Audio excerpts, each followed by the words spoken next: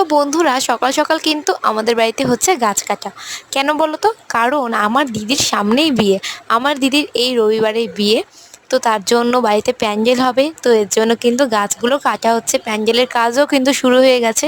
আর বাড়িতে এই দেখো এখন সব কিছু গোছাতে হচ্ছে, এত মানে পরিষ্কার করতে হচ্ছে বাড়িঘর, কি বলবো। আর এই যে আমাদের গোপাল, তো আমিও কিন্তু মাকে যতটা পারছি আমি কিন্তু হেল্প করছি। আর সব ভিডিওই কিন্তু আমি তোমাদের সঙ্গে শেয়ার করব দিদির বিয়ের।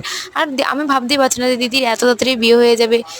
তো যাই হোক, দেখো প্যান্ডেলটা কিন্তু এখনও পুরো কমপ্লিট হয়নি। আর আমি দেখো মাত্র স্নান করে এসেছি, তো তারপরে আমার হাতে ঝাঁটা ধরিয়ে দিয়ে বলছে ঝাঁট দিতে। আর এদিকে দেখো দিদাও এদিকে ঝাঁট দিচ্ছে।